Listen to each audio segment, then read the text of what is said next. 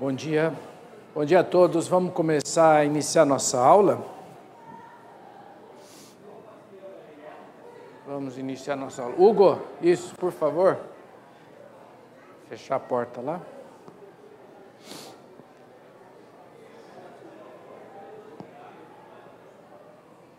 Nossa classe aqui do templo, esse semestre nós optamos por estudar o Evangelho de Jesus. Começamos a estudar cada um dos evangelistas. A gente vai continuar ainda mais alguns textos. A segunda parte do nosso estudo do Evangelho, nós vamos escolher algumas frases difíceis que Jesus falou e nós vamos estudar essas frases, que às vezes tem algumas frases nos evangelhos que nos intrigam muito, e nós vamos continuar. Nós estamos estudando os últimos 2 domingos, esse é o 3º domingo, que a gente está estudando sobre o evangelista Lucas.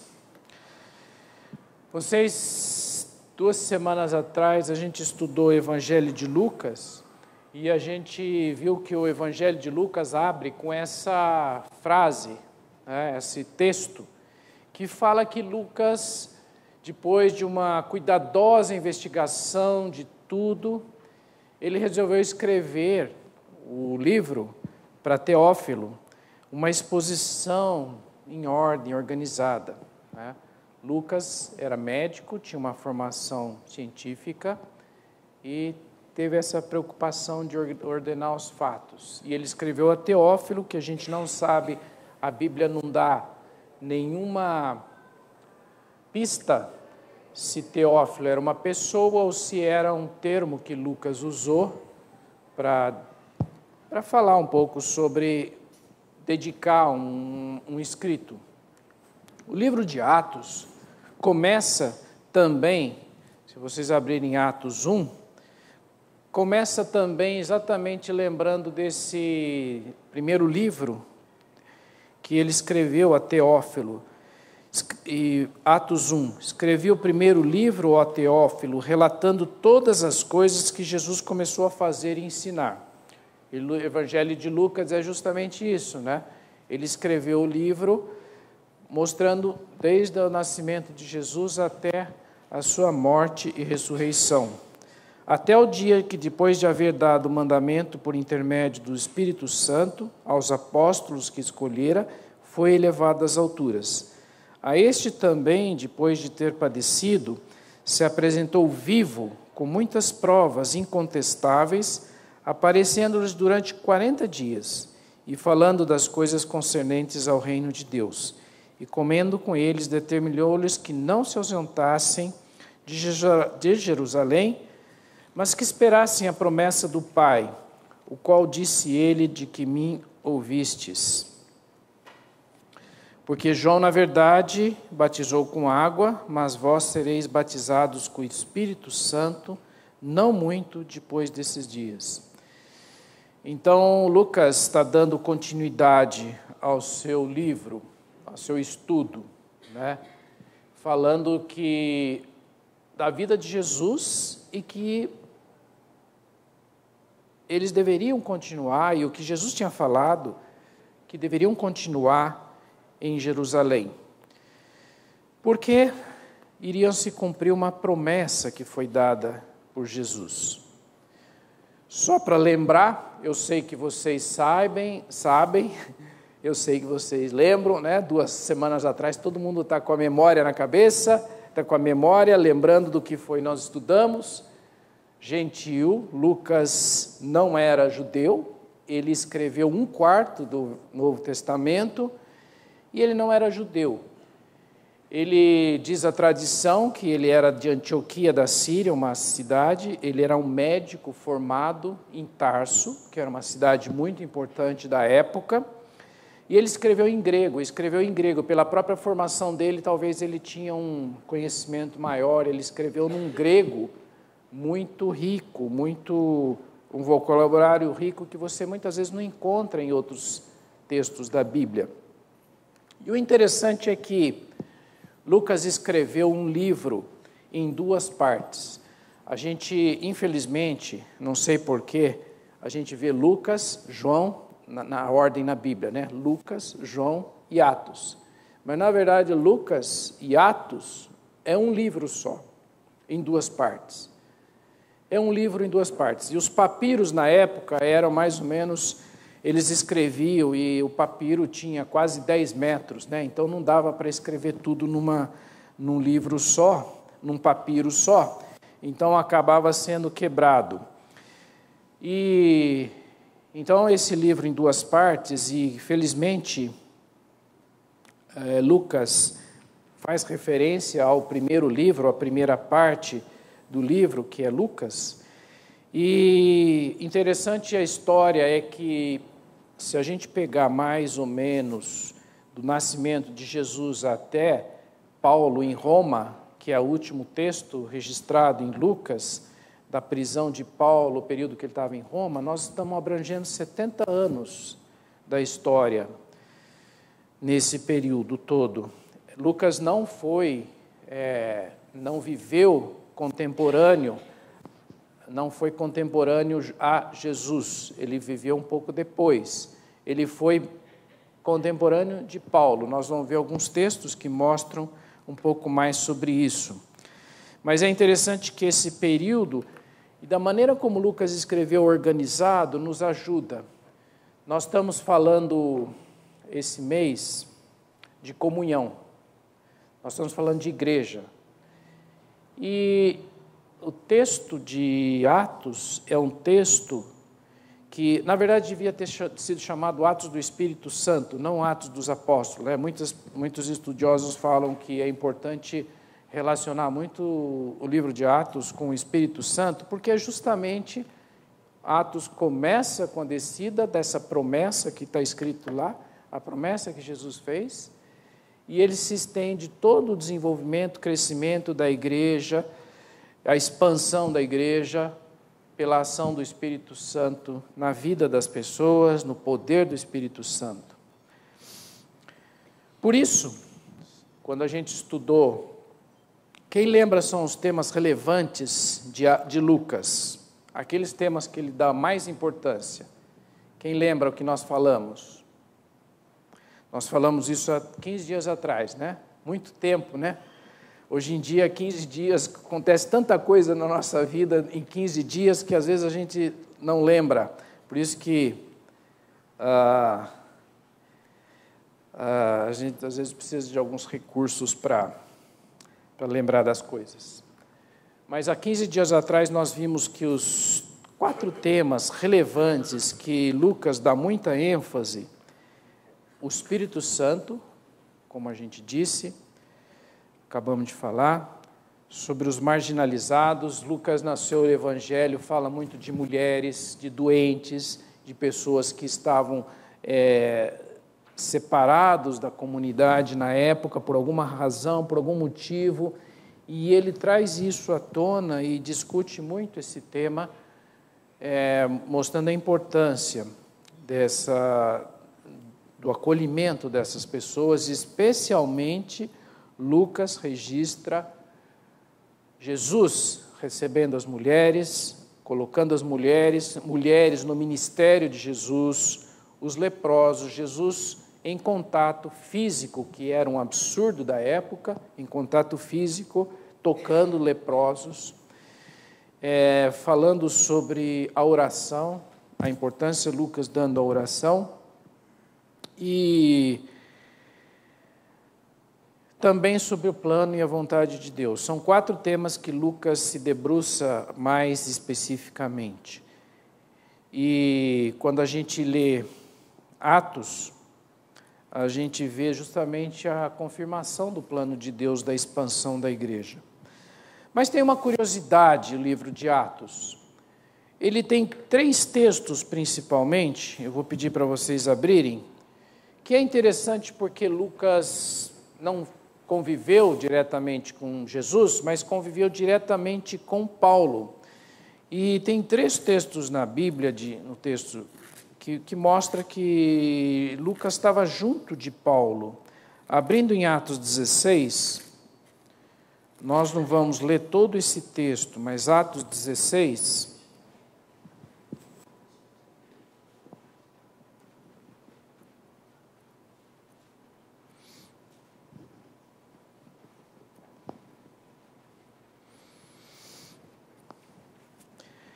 Atos 16, capítulo 11.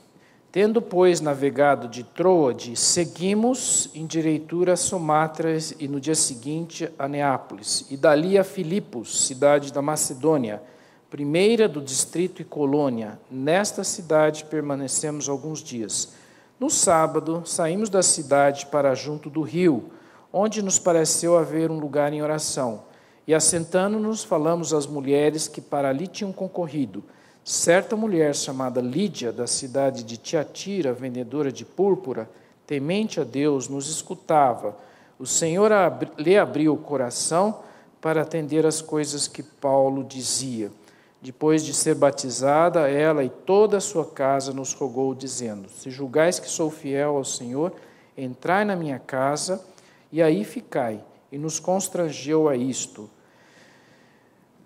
Observem que nesse texto a narrativa muda para a primeira pessoa do plural. Seguimos em direitura a Samátria, permanecemos alguns dias, no sábado saímos da cidade, indicando que Lucas estava junto com Paulo nesse momento, nessa história de Lídia, na conversão de Lídia, essas mulheres que se reuniam no lugar de oração junto do rio.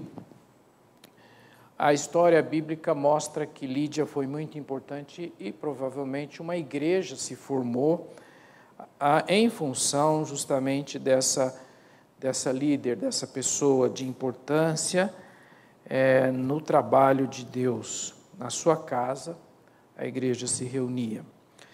Mais adiante, no capítulo 20, outra vez, capítulo 20, versículo 5, também esse texto, até o versículo 18 do capítulo 21, ele muda também para esse termo a primeira pessoa do plural. E a partir do versículo 5, esperamos-nos em Troade, depois navegamos de Filipos, em 5 dias fomos ter com eles naquele porto, onde passamos uma semana. E continua aí vários outros textos, mas o mais marcante aqui é o capítulo 27. A gente sabe um pouco, a gente lembra um pouco da história de Paulo, capítulo 27 de Atos. Quando foi decidido que navegássemos para a Itália, entregaram Paulo alguns dos outros presos e um cinturão chamado Júlio. Embarcando no navio que estava de partido para costear a Ásia, fizemos-nos ao mar, indo conosco Aristarco, macedônio da Tessalônica. E aí segue toda a descrição e principalmente tudo o que aconteceu nesse período, nessa viagem toda conturbada até Roma, o naufrágio e assim por diante. E Lucas estava. E essa companhia de Lucas é tão significativa. Paulo faz uma referência, 2 Timóteo, carta de 2 a Timóteo, a carta de Timóteo, 2 Timóteo, capítulo 4, versículo 11.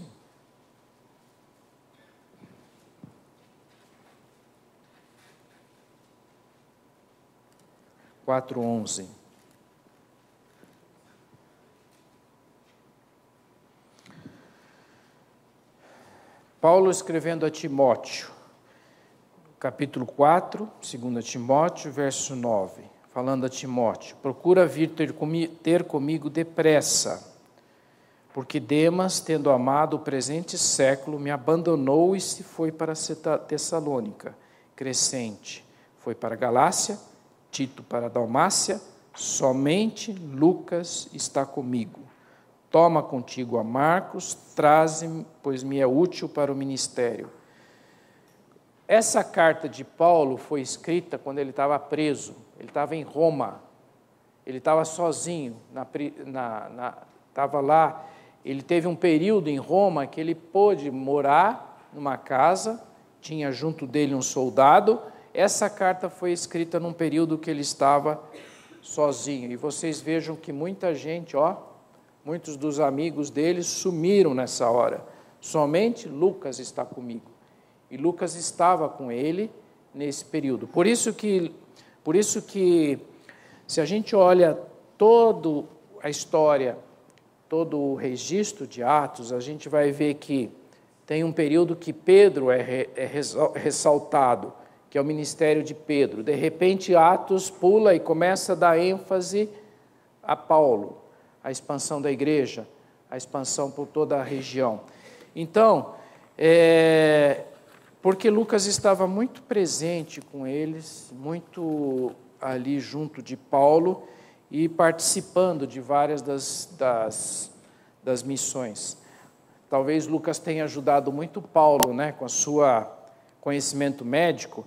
Paulo foi apedrejado, Paulo foi açoitado, Paulo foi preso, Paulo ficou doente. Talvez Lucas ali foi um servo de Deus numa hora que Deus colocou, num momento, para todo esse apoio, não só a questão física, mas principalmente a questão do apoio espiritual para Paulo.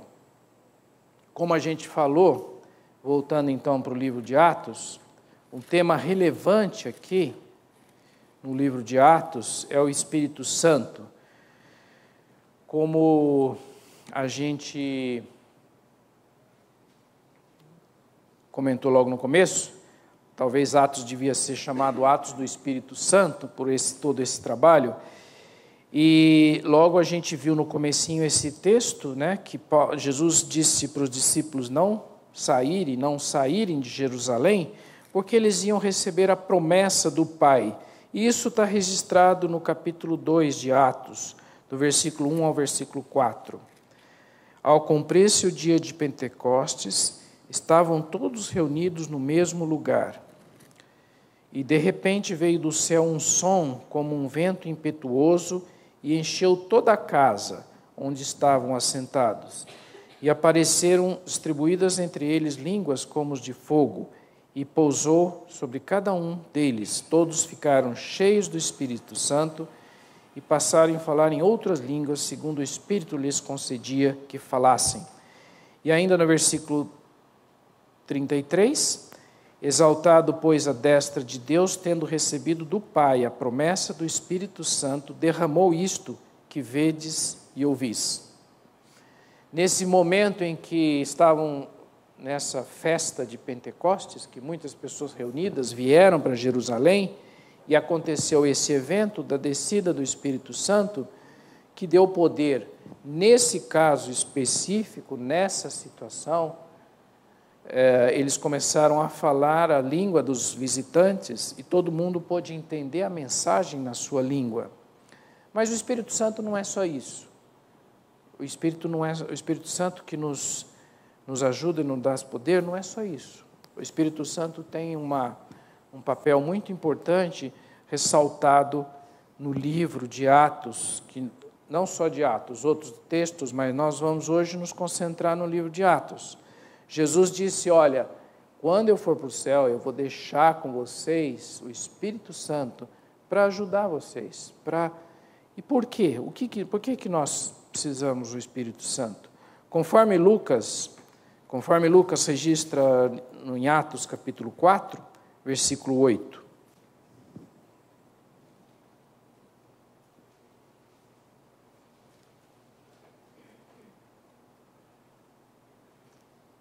Pedro e João são presos e perante o Sinédrio. O Sinédrio era a autoridade máxima, aquelas pessoas que controlavam, que gerenciavam, não só da questão religiosa, mas a questão da organização do povo. Nessa época se misturava muito o governo. A gente sabe que o povo estava sob o domínio de romano, e os romanos deixaram várias dos povos que eles conquistaram, eles deixaram, de uma certa maneira, para cultuar a sua fé.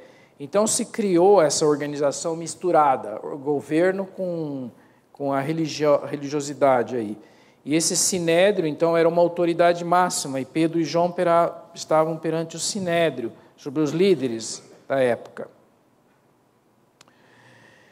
E aí, Pedro, versículo 8, capítulo 4, versículo 8. Então Pedro, cheio do Espírito Santo, lhe disse: autoridades dos povos e anciãos, visto que hoje somos interrogados, e começou a falar e discutir.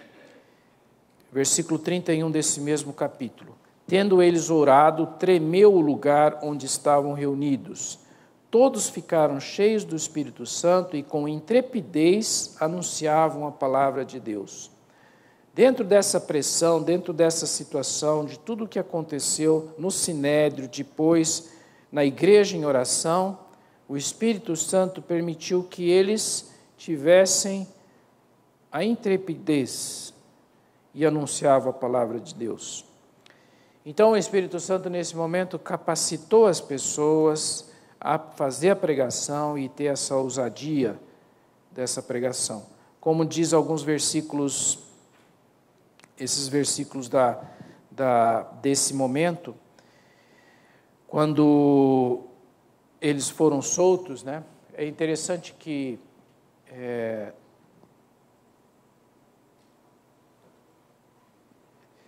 vejam os versículos anteriores. Quando eles estavam no sinédrio, quando Pedro e João estavam no sinédrio, eles receberam uma ordem. Tá? Eles receberam uma ordem. Versículo 18. Os líderes lá, chamando Pedro e João, ordenaram que absolutamente não falassem nem ensinassem em nome de Jesus. Mas Pedro e João lhes responderam: julgai se é justo diante de Deus ouvir-vos antes a vós outros do que a Deus. Eles tinham a ordem expressa de não falar, pois nós não podemos deixar de falar das coisas que vimos e ouvimos. Depois, ameaçando-os mais ainda, os soltaram, não tendo achado como os castigar por causa do povo, porque todos glorificavam a Deus pelo que aconteceram. Ora, tinham mais de 40 anos aquele em que se operara essa cura milagrosa. Uma cura que acontece aqui. Mas observem uma coisa. A pressão era que eles não falassem. A pressão da liderança é que eles tinham o poder de prendê-los, de mantê-los presos, porque eles estavam desobedecendo uma ordem. Mas mesmo assim, através do poder do Espírito Santo, a intrepidez que o Espírito Santo deu a eles, eles continuaram falando. A gente vê isso se repetir ao longo do livro de Atos, ao longo da vida de Paulo, que muitas vezes ele foi impedido de falar pelas autoridades, mas ele continuou falando, ele sofreu apedrejamento, teve que fugir, foi preso e assim por diante. Continuando ainda em livro de Atos, outra ação do Espírito Santo, Atos 13, 2 a 4.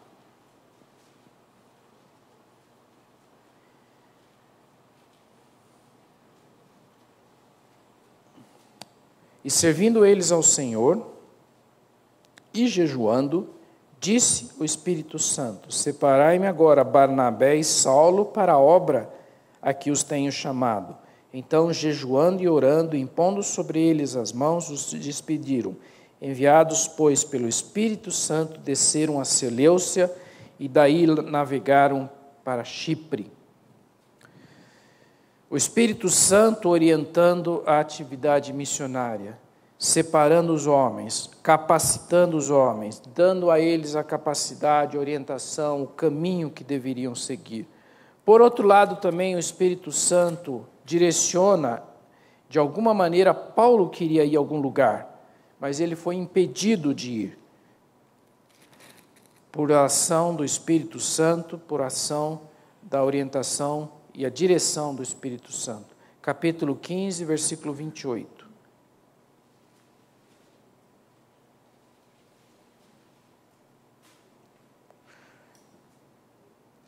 Desculpe que não é esse texto, mas esse texto fala. Esse texto fala de uma coisa muito importante. O contexto aqui é uma discussão que tinha na igreja. A igreja estava com uma dúvida, que caminho seguir, qual é a decisão tomar, porque muitas pessoas que não eram judeus estavam chegando na igreja. Muitas pessoas com diferentes hábitos, diferentes costumes, estavam chegando na igreja. A igreja estava crescendo, uma diversidade, como o reverendo Ricardo disse hoje, né? A diversidade de pessoas, a diversidade de costumes, a diversidade de hábitos, a diversidade de culturas, e estava virando uma grande diversidade, uma grande variedade de pessoas, de coisas. E aí chegou um momento que os apóstolos pensaram, bom, será que nós temos que pegar estas pessoas e exigir que eles sigam alguns dos rituais judaicos? Nós temos que pegar. Então, existiam dois grupos, alguns que achavam que eles deviam, outros grupos que achavam que não deviam, que não era justo impor isso.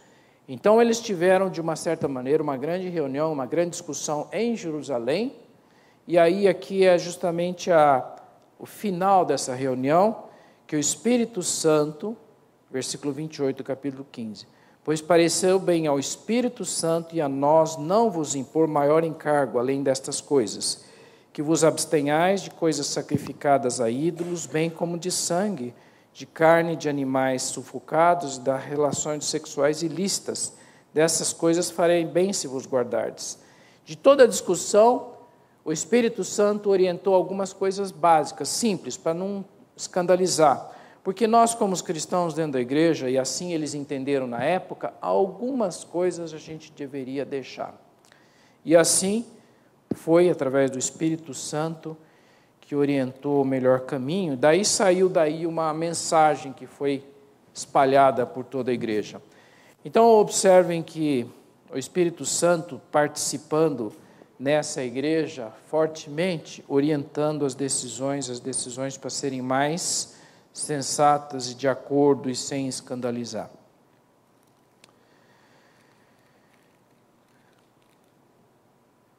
E aí, mais um pouquinho no versículo 16, que era esse texto que eu estava inicialmente buscando, quando Paulo queria ir para um caminho, né, versículo 6 e 7 do capítulo 16, e percorrendo toda a região da Frígio-Gálata, tendo sido impedidos pelo Espírito Santo de pregar a palavra na Ásia, defrontando a Mísia, tentavam ir a Bitínia, mas o Espírito de Jesus não o permitiu. E tendo contornado a Mísia, desceram a Trode. E aí Paulo tem uma visão, uma orientação para seguir um caminho. E o livro de Atos, se vocês lembrarem do que foi lá do primeiro capítulo, quando Jesus disse aos seus discípulos, mas recebereis poder ao descer sobre vós o Espírito Santo, e sereis minhas testemunhas, tanto em Jerusalém, como em toda a Judéia, Samaria e até os confins da terra. Atos 1:8. O livro de Atos é como vários círculos. Então, a evangelização começa em Jerusalém, vai espalhando, Judéia, Samaria. Lembram da Samaria? Samaria era um povo que ele não era bem aceito, né? Era um povo discriminado. Lucas toca nesse tema no seu evangelho, então ela vai espalhando Samaria e vai. E finalmente, até o final do livro de Atos, ele chega à Europa, chega a Roma.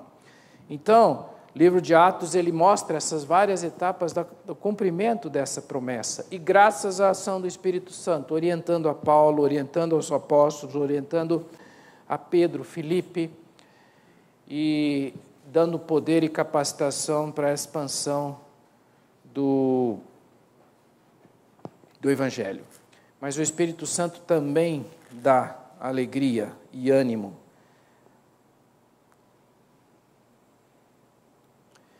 Capítulo 9 de Atos, versículo 31.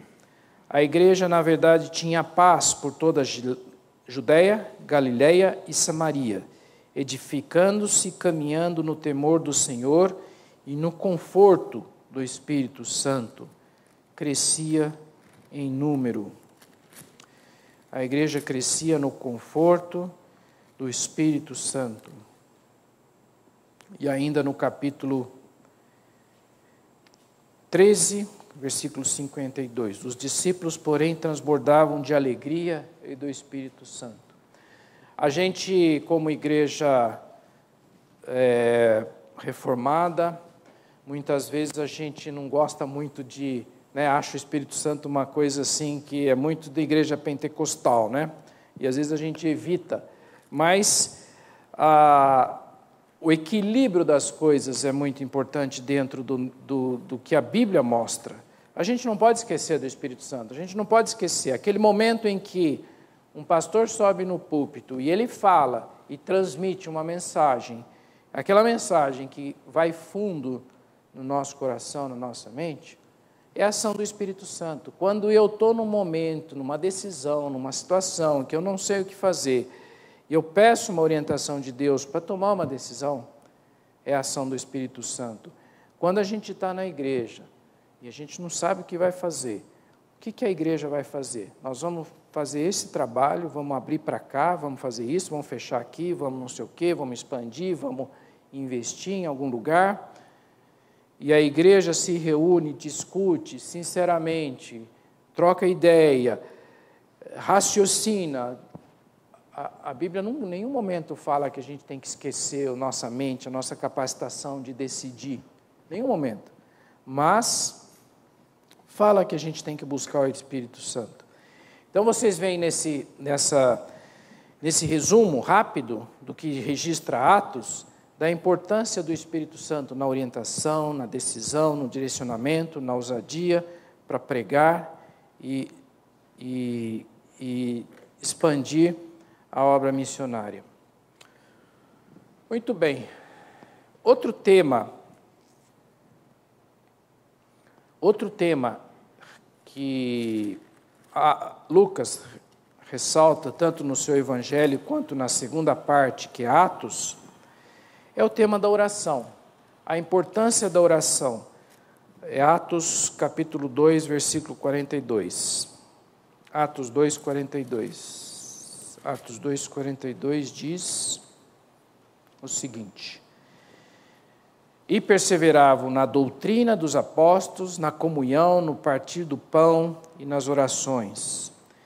Assim como a gente viu nos outros textos, a igreja em oração, é muito importante a gente lembrar da história e do jeito que a Bíblia registra a oração, especialmente nesse termo aqui da igreja, quando nós estamos falando em termos de igreja, de participação da igreja em oração e na doutrina.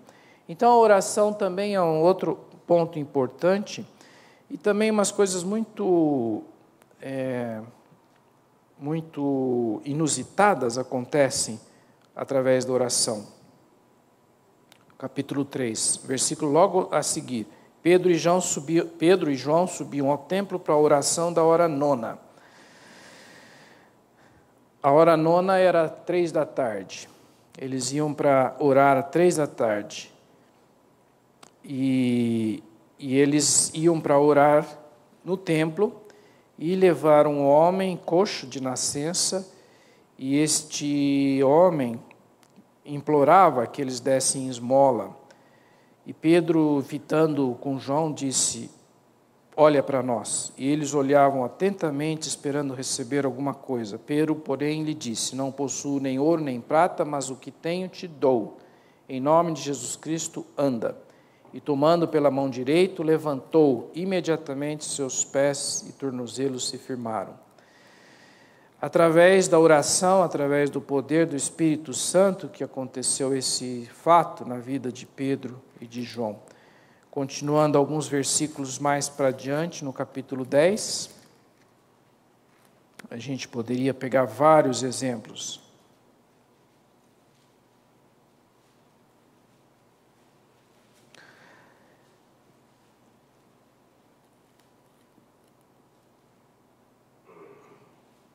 a história de Cornélio, né? Cornélio, quando Pedro teve a visão de que ele deveria expandir a pregação, aconteceu esse fato do Cornélio. Cornélio era um capitão romano, um centurião. Centurião era aquela pessoa que era responsável por um grupo de 100 homens, romano, homem reto e temente a Deus. E esse homem estava orando 4 dias, e através da sua oração, de repente, acontece essa situação, esse encontro com Pedro. E foi através da oração de Cornélio. Nós não sabemos exatamente esse centurião Cornélio, mas ele era temente a Deus, ele conhecia alguma coisa. E assim, vários outros textos a gente pode ver. No capítulo 9, versículo 11, também a orientação dada à história de Ananias, que assim, a gente pode ver vários outros textos, que eu não queria entrar em todos os textos agora, mas eu gostaria de chamar a atenção para a importância da oração na vida da igreja.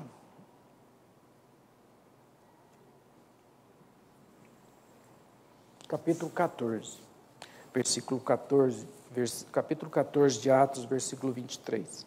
Vocês vejam que a gente indo para trás e para frente em Atos, a gente encontra várias situações da ação do Espírito Santo, da oração e da vida da igreja. E isso, é repleto de temas e muito importante para a gente explorar esse texto de Atos.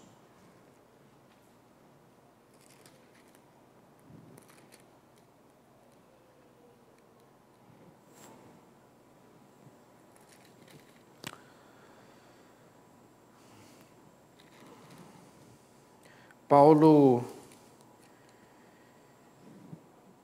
estava anunciando o Evangelho. Paulo estava espalhando o Evangelho pela igreja, pela ação do Espírito, pela orientação do Espírito. Mas ele não só fazia isso, como ele procurava, em cada lugar, estabelecer alguns líderes para dar continuidade ao trabalho que ele aqui colocado. E como eram escolhidos esses líderes? E é o texto que coloca aqui um exemplo de como que era feito em cada local. Capítulo 14, versículo 23. E promovendo-los em cada igreja a eleição de presbíteros, depois de orar com jejuns e encomendar ao Senhor em quem haviam crido. Escolhiam as pessoas depois da oração.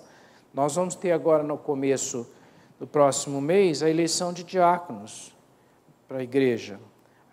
Nós temos de vez em quando, algumas ocasiões, eleição de presbíteros, e essa escolha deve ser, aqui é um exemplo claro, a gente tem que pensar realmente quem são pessoas que têm a vocação, o dom para aquele trabalho, mas também a gente não pode deixar de lembrar da oração, que a oração nos oriente o caminho. Ainda no capítulo 21,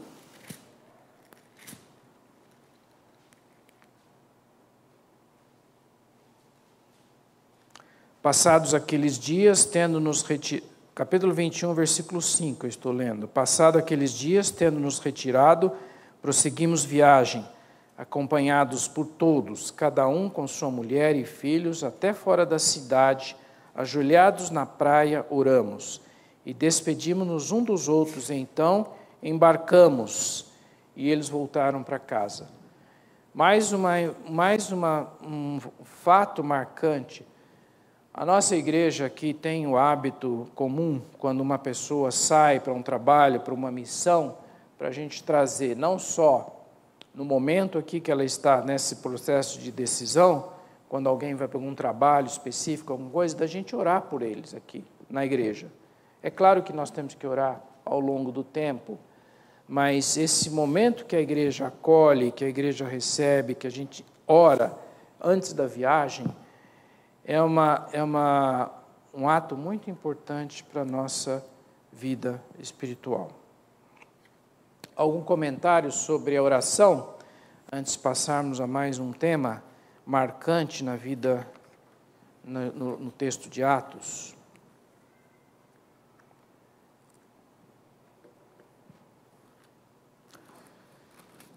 Ninguém quer comentar nada hoje?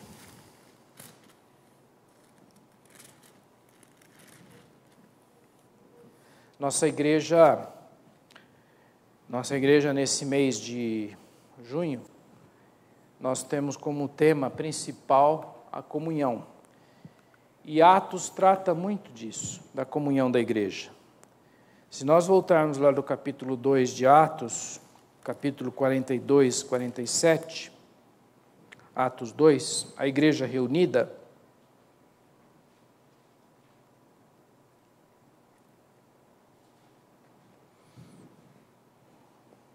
Atos 2, 42. E perseveraram na doutrina dos apóstolos, na comunhão, no partir do pão, nas orações, cada alma havia temor.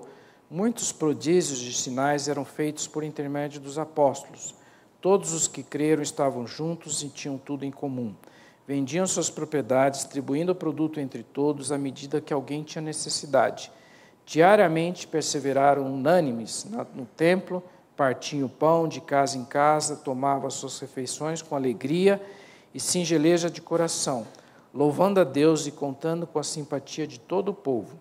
Enquanto isso, acrescentava-lhes o Senhor dia a dia os que iam sendo salvos. A igreja se reunia, estavam sempre juntos. Hoje em dia, ninguém está falando, nós vamos reunir todo mundo aqui, tá? Ninguém vai se reunir todo mundo aqui. Mas a comunhão, o relacionamento, o cuidado, como disse o reverendo Ricardo hoje de manhã, lembrando da figura do corpo, a unidade do corpo, a relação do corpo, se uma pessoa sofre ou se uma pessoa tem alegria, a comunhão, o relacionamento, a proximidade. E esse é o exemplo e o sentido da gente entender esse texto aqui. Mas o surpreendente da Bíblia, se vocês lerem, se alguém não leu, leia isso aqui hoje de manhã, que saiu no editorial. Se vocês lerem história de Atos, história da igreja, os problemas não são jogados debaixo do tapete. Os problemas são tratados com amor dentro da igreja. Teve um problema na igreja, com essa comunidade, com esse monte de gente, dividindo as suas propriedades, atendendo necessidades, teve problema. Teve gente que estava sendo esquecida. E a Bíblia não jogou isso debaixo do tapete. A igreja não jogou panos quentes, a igreja resolveu o problema. A Bíblia registra aquele fato que a gente falou da igreja reunida em Jerusalém, tratando de um problema, resolvendo um problema. E a gente vê esse outro fato. Pessoas estavam sendo esquecidas da divisão. Capítulo 6, Atos 6. Naqueles dias, multiplicando-se o número dos discípulos, houve murmuração. Murmuração é uma palavra bonita para dizer fofocas, né? Dos helenistas contra os hebreus, porque as viúvas deles estavam sendo esquecidas na distribuição diária. Tinha gente que estava, não sei se era discriminação, se estavam esquecendo, o que é. O fato é que estava acontecendo um problema. Aí eles resolveram escolher algumas pessoas e que tivessem capacidade de cuidar dessa parte da igreja, dentro da igreja. E aí eles se reuniram, conversaram, escolheram pessoas dedicadas, cheias do Espírito Santo, que fossem os seus diáconos para cuidar. Tratou do problema, cuidou do problema. E eu acho interessante porque também tem fatos que a gente vê, né, na Bíblia. Barnabé queria levar Marcos na missão e Paulo falou, não vou levar Marcos, porque ele abandonou lá naquele caminho. Ele tratou diretamente com Barnabé. A gente sabe da história bíblica que Paulo depois recebeu Marcos e que Marcos foi muito útil no ministério. A gente tem um momento em que Paulo enfrenta Pedro, discute diretamente com Pedro uma divergência. ele enfrentou as coisas. E a Bíblia registra isso para a gente ver que é normal, mas a gente tem que tratar dos problemas. Mas a igreja também, capítulo 9, versículo 31.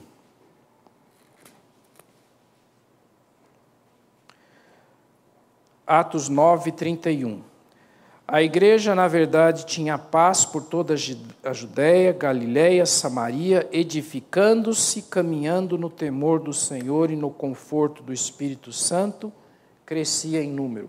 A mensagem do reverendo Ricardo nessa manhã fala muito ressalta esse ponto importante da edificação, do crescimento da igreja. Não dá para a gente viver sozinho, com um cristão sozinho, separado. Não dá, não tem como. A gente precisa se edificar. Para isso que a gente tem escola dominical, para isso que a gente tem grupo de oração, por isso que a gente tem os grupos no lares, para isso que tem eventos de crianças, jovens, adolescentes, famílias, porque a igreja está se edificando não só no conhecimento, mas também no conhecimento da palavra de Deus, do amor, mas também na vida social, nos problemas, nas situações. Um ajuda o outro, um dá dica para o outro. Isso é igreja, isso é comunidade, isso é comunhão, dentro dos princípios da palavra de Deus. Existem outras situações aqui na Bíblia da importância da igreja. Quando Pedro e Tiago estavam presos, a igreja estava em oração. Atos 12, versículo 5. Atos 12, 5. Pedro, pois, estava guardado no cárcere, mas havia oração incessante a Deus por parte da igreja a favor dele. Oração incessante. Quantas vezes a nossa igreja ora por alguém que está passando por uma situação difícil? Quantas vezes a gente ora por agradecer por uma situação que a pessoa tenha superado? Isso é igreja de oração. A gente devia fazer mais isso. A gente se esquece, a gente às vezes é individualista. A gente não lembra de certas coisas, mas a Bíblia mostra que esse é o caminho. Nós já lemos esse texto, mas também a importância da igreja em mandar os seus missionários. Mais alguns versículos adiante, no capítulo 13, versículo 3. Jejuando e orando, impondo sobre ele as mãos, os despediram. A igreja encaminhando os seus missionários. Mas também, quando esses missionários voltam, a igreja vive com eles a alegria. Atos 21, 17. Atos 21, 17. Tendo nós chegado a Jerusalém, os irmãos nos receberam com alegria. No dia seguinte, Paulo foi conosco a encontrar-se com Tiago, e todos os presbíteros se reuniram. E, tendo-os saudado, contou minuciosamente o que Deus fizera entre os gentios por seu ministério. Eles receberam com alegria, compartilharam, contaram o que estava acontecendo. Como é gostoso a gente receber, né? A gente recebe um missionário, recebe o relato de alguém que estava no campo, aqui dentro do culto, ou numa escola dominical, numa sala. Como é bom a gente saber. Muitas vezes nós temos outros compromissos que a gente não pode se dedicar ao ministério, a um campo missionário. Nós temos a nossa responsabilidade de divulgação onde a gente está, mas a gente se identifica e a gente ora, a gente compartilha, a gente gosta de saber que está tudo bem. Aqui no placar da igreja, aqui no corredor, sempre tem carta. Não sei se alguém tem lido as cartas aqui. O reverendo Fernando sempre distribui também, pelo mailing list, algumas das cartas que os missionários mandam para a nossa igreja. Agora, eu confesso para vocês que, por que a gente não manda uma notinha para o nosso missionário? Por que a gente não manda um e-mail? Hoje em dia é tão fácil, né? Eu não mando, eu fico na corrida, eu esqueço. Mas como é importante a gente estar junto dos missionários como igreja, não só no momento da alegria, quando eles vêm, mas também durante o trabalho. Então, essa é a lição que a gente vê na história, no livro de Atos. Lucas foi muito feliz em toda essa organização cuidadosa da história da igreja, e que é muito rica, que a gente precisa lembrar. A gente precisa sempre lembrar desses ensinamentos. Eu estava falando com o reverendo Ricardo agora há pouco, antes da aula, né? Que, falando para ele, puxa, como é bom a gente ouvir às vezes uma mensagem que nos leva a lembrar de muita coisa que a gente esquece no dia a dia. Então, esse aspecto da igreja, da importância da igreja, da comunidade, da comunhão, é uma lição para a gente que a gente precisa sempre estar lembrado. E como diz aqui o texto, né, o caminho que a gente consegue para... O amor por seu turno não é omisso, tímido, medroso ou negligente. Não teria como a gente conviver em comunidade, em comunhão, se não fosse com o amor. Muito bem. A importância o resumo que a gente tem que levar para casa, para a gente lembrar, que nós somos muito esquecidos, né? A gente tem a oração e o Espírito Santo para orientação, para direção, para meditação, para as nossas decisões. A importância da gente lembrar disso quando a gente tem situações difíceis, ou situações fáceis, ou situações de alegria, mas é a oração e o Espírito Santo que a Bíblia nos ensina, o que a Bíblia fala. E, finalmente, o tema da comunhão, a solidariedade entre os irmãos, no material, no espiritual, no social, ajudar, colaborar, estar junto, compartilhar não só as alegrias e tristezas. Intercessão, a gente tem conhecimento sempre pelo boletim, ou porque alguém falou, alguém que está doente, alguém que está precisando de alguma coisa, ou alguém que perdeu o emprego, alguém que perdeu um ente da família. A intercessão como igreja, comunhão. E a edificação, que a gente não pode perder de vista. A importância da igreja na edificação dos seus membros, dos seus irmãos. Eu acho muito saudável, né? Quando a gente participa na igreja, a gente discute, a gente tem... Infelizmente, a gente tem um grupo aqui que às vezes não dá para participar muito. Tem outras salas que dá para participar, discutir, esclarecer dúvidas. Porque isso tudo é edificação. A gente não pode ficar com dúvidas. A gente tem recursos dentro da igreja para a gente esclarecer. É interessante porque o reverendo Fernando, quando nós estávamos discutindo o programa dessa classe, ele falou o seguinte: olha, tem várias frases na Bíblia que a gente não entende, né? Tem muitas coisas, tem umas frases que a gente fica intrigado. E aí ele falou: por que a gente não estuda isso? Vamos entrar a fundo nisso. Vamos pegar algumas coisas que tem agora, especialmente no Evangelho, e vamos entender. A gente precisa esclarecer, a gente precisa debater. E a igreja é o caminho para isso. Sozinha, às vezes não consegue entender. Mesmo que a gente estude, às vezes a gente precisa discutir em conjunto. Muito bem. Algum comentário, alguma contribuição? Alguém quer falar?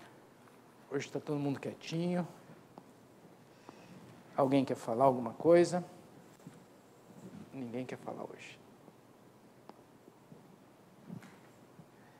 Mas essa é a lição da Bíblia para a nossa manhã, para o nosso dia e para a gente lembrar durante esses dias.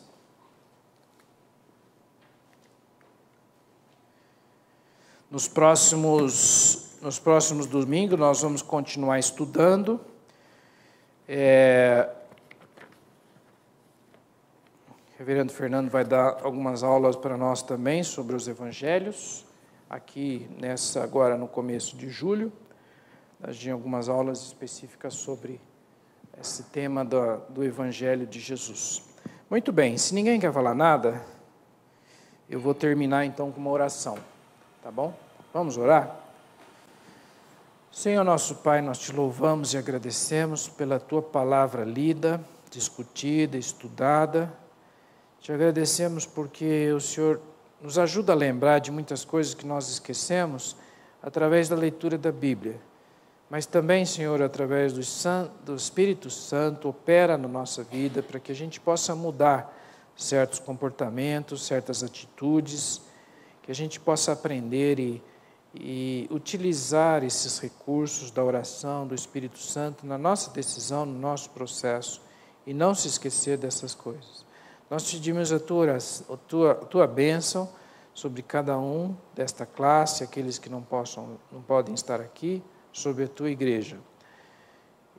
Nós pedimos uma intercessão especial pelo teu coral, que está visitando, está viajando, que eles possam ser uma bênção naquela igreja, também na sua viagem de volta, que corra tudo bem, que possam estar de volta entre nós, na convivência da nossa igreja, da nossa comunidade. Nós oramos e nós pedimos estas coisas em nome de Jesus Cristo. Amém. Amém.